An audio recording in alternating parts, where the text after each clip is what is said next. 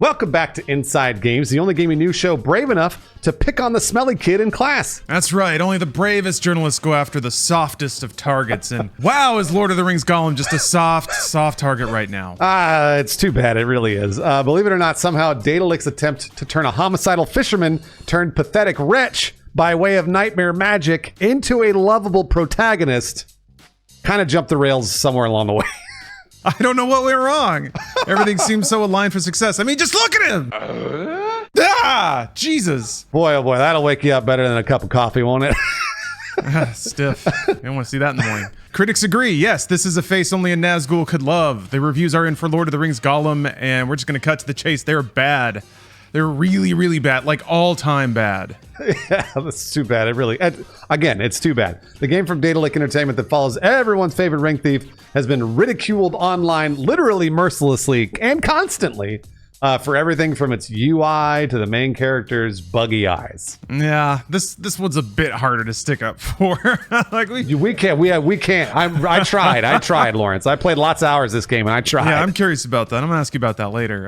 But as far as the critics are concerned, abysmal would be the word. Bad scores on Metacritic. We're talking the 30s on PS5 and only marginally better on PC. Games writer Alex Avard called Gollum one of the worst games I've played in a while. God is a Geek said that the game is littered with technical and gameplay issues. That's true. Game Informer wrote, quote, "It's hard to have a more damning indictment than to say that this Gollum game isn't for fans of Lord of the Rings, but here we are." And Twinfinite said that considering good Lord of the Rings games exist, this one feels incredibly out of place. That's true. So what's a developer to do after launching a technical mess? You do what you always do. You post a JPEG on Twitter apologizing for it. Everybody does it. Works every time. Yeah. We will cover the inevitable conclusion to this cycle after a quick word from our sponsor. Inside Games is brought to you by Pocket Champs. Pocket Champs is an easy-to-learn, easy-to-play mobile game where you train your champ, watch the race, strategize to overcome challenges, and win to collect a bunch of rewards. Be the best coach for your champ to unlock its potential by selecting the right training for the upcoming races. Then you're going to have to pick the right gadgets and use world analysis to find the right strategy to win the race. And of course, like any good coach, just lay back. Watch your champ win over and over and over. It's that easy. We dig Pocket Champs because it's just super simple to play, especially on your phone. Just bang, go, watch them run. Watch him win over and over and over. We've also partnered with Pocket Champs to offer you one of our favorite skins, White Wolf. So please make sure to use the link in our description, tinyurl.com/insidegames. The skin will automatically be added to your account. The White Wolf skin is worth $9.99 and only available until June 8th. Make sure you click the link. Play some Pocket Champs. Be the White Wolf. Thank you very much, Pocket Champs. Last we left our story, Daedalic fulfilled the busted game prophecy by posting an apology JPEG on Twitter. Okay, in the post, Daedalic, so I'm going to quote it here. I'm going to quote it for you. "We would like to sincerely apologize for the underwhelming experience many of you have had with the Lord of Ring Gollum." That's what the post says, all right?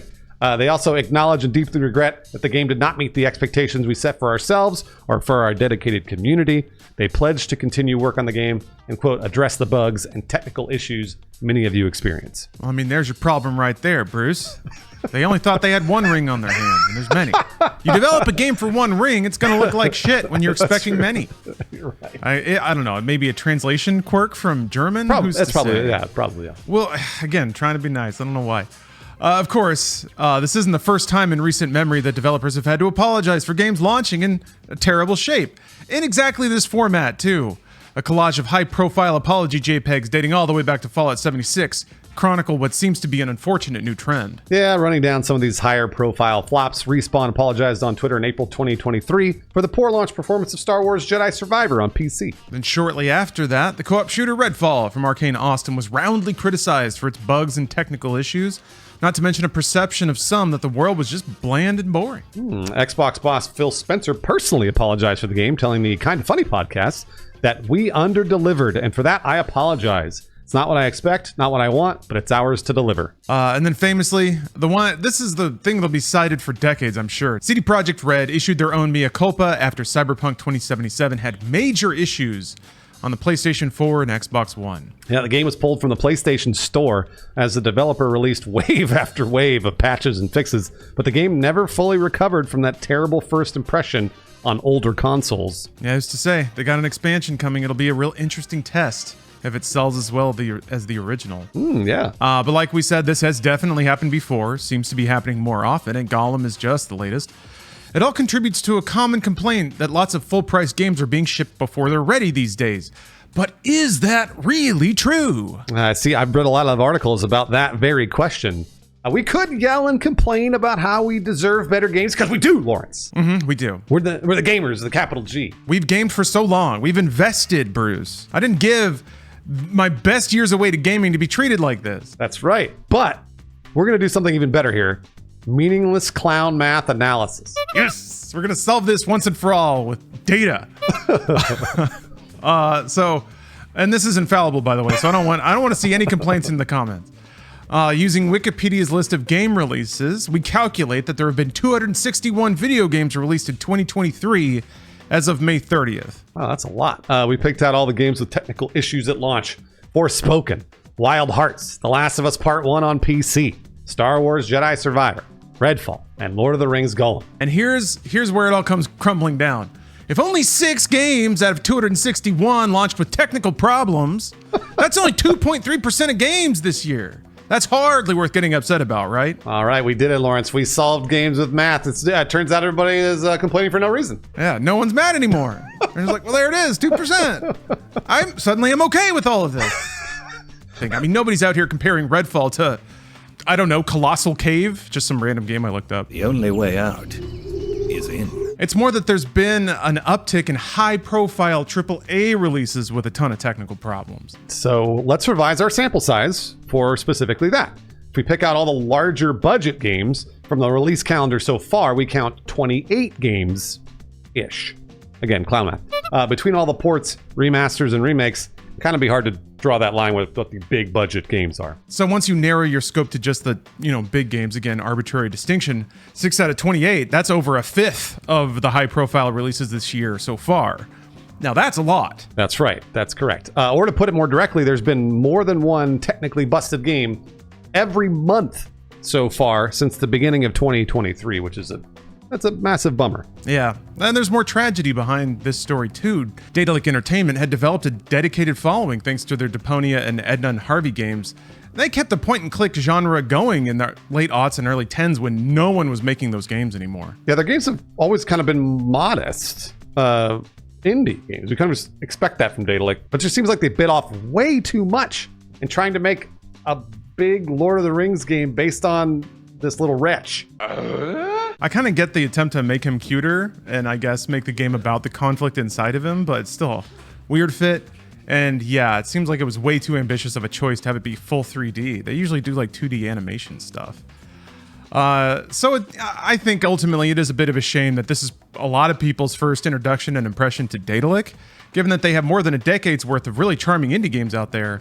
Then again, the people who are looking and laughing at Gollum are probably not interested in cute, charming, quirky little 2D point and clicks. You're talking about me, Lawrence. You're right. I'm not. Yeah. If anything, maybe Gollum makes the case that it can, in fact, get much, much worse than Redfall. I mean, for what that's worth, I promise you this game is way worse than Redfall. So, Bruce, yeah, you actually played it, right? How much time did you put into it? Played about 5-6 hours of it. I mean, like, it was just boring. Like, there's not even really anything satisfying about the game. And the problem is that I was like, okay, well, maybe the graphics will be good, right? I'm playing through it. The gameplay loop is kind of boring. But maybe the graphics are terrible, Lawrence. The art design is again, subjective. The whole deal is subjective. But boy, it looks terrible. Like, at times they're really trying to emulate the movies. And then at other times they're just like go way off and do whatever they want. But it all, to me, looks like Party City costumes of Lord of the Rings. That's what and like, there's even a little thing that I paid for, this little DLC that they have, this little, it's called almost like an interactive graphic novel of their art design. And they show concept art of what they wanted the characters to be. And the concept art isn't that bad. It's really not. Like, you're like, oh, this is whatever. This is cool. This might translate. But then as soon as they put it into a game for 3D modeling, it looks like trash. So yeah, I know it's a really interesting thing that to me, this feels like everyone stopped on everything they were doing. Like they were like, the animation, okay, like we're on our way, and then they're like, you have to stop. And they're like, okay, so like we're gonna have Gollum do a few different things for gameplay. They're like, no, you can only have him throw rocks and climb walls. That's it. So it's really weird. It's sad. It really is, because I want the game to be good. I love Lord of the Rings. That's really interesting. Yeah, because your version of it makes it sound like they just ran out of money and had to ship or something. Who knows? Because Lord of the Rings is owned by Amazon right now, right? Well, no. I wonder if it was back then when they got the license. They have like, I think it's Weeby that has the license to the video games.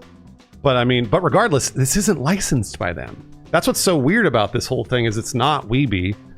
And I kept saying to myself when I was playing it and saying it out loud to chat, I was like, how did they get the license to this? Like, it didn't make any sense. So I don't know how they did it. I really don't know. Yeah, it's self-published. Interesting. It's so weird. It's the weirdest thing, because like, if this was published by Weeby, there's no way they would have let this game ship in this shape at all, ever. Well, who knows? It kind of reminds me of how what was it? Quantic Dream announced that Star Wars game 1 million years ago, Eclipse. That's right. Yeah. But with no publisher, and who knows how they got the license. So who knows what's going on with that game. Hopefully it won't turn into another Gollum. I don't know, I'm bummed. When they announced that game, I was like, oh wow, Daedalic, I guess, is kind of, they're punching up. They secured a license, maybe this will get some more eyes on them. I was expecting it to be a really cutesy, weird point-and-click game like they always make. I guess they did make a couple of 3D games recently, but they were like very, very moderate scope. Maybe on the order of Don't Nod in their earlier years. So yeah, for them to jump from that to I guess a 3D stealth adventure game, I don't even know fully what kind of game it is. It's a 3D stealth adventure game where there's really, boy oh boy, there's like no quests, there's no skill tree. It's the weirdest thing, Lawrence. It's just like, it's not anywhere near open world. There is just, you're on a linear line, but again, it's just none of the things you would expect from this sort of game. It's like old school. It's just levels and you play through it and then it's done. Kind of. You're like in one level for like 4 hours. And then it's like, go pick up stuff. And then you go pick up stuff. And then it's like, now go do chores. Truly, it literally is just like you're doing chores for this prison. That's all you're doing. And trying to escape. I don't know. It's not. It's really too bad, honestly. And it's weird because like Redfall, I for sure forgave Redfall because it was $10. It was on Game Pass. But also when I played Redfall, I wasn't like, this is unfun. I never felt that way. I know you played it too, and I don't know if you felt that way, but I didn't feel it. It's generic. It's a looter shooter. It feels good to shoot and loot. Yeah, but this game doesn't even feel good to do the things that you're supposed to do, like stealth or, platforming or whatever else. Yeah, so it kind of deserves the bad reviews. Yeah, well, Redfall deserves some bad reviews too. It did, for sure. I kind of draw the line at obsessing about a game. I don't know. I'm more of a touch grass kind of guy. Also, there's been so many good games lately. Like, you could be playing Zelda. Diablo's coming out soon. Save your emotions. But yeah. But weirdly, I don't. What's interesting is like people take shots at this one, but I don't sense the bitterness that was around with Redfall. No, not at all. No. And I guess I can get that. Nobody was passionate about Gollum's story, and even fewer people had like an endearment towards Daedalic, I think. So it kind of adds up. Now, this is just a good old-fashioned dog pile. Hey, Lawrence, you know that we have a Patreon? Did you know that? I've thought about it. Okay, good. Well, we do have a Patreon. Inside Games is a Patreon. You can support it. And these patrons very specifically have supported us and also just finished Second Breakfast. Red N003, Zach the Hack, ZDog 5000, Kyle Abbott, and Regulus. Nice. I got some more patrons that enable both of us to have our third brunches. We're very thankful for that. Dylan Hiley, Jared Watkins, Sherwin Sanchez, Ian McGee, and Old Baby Leg. Thank you for them waffles.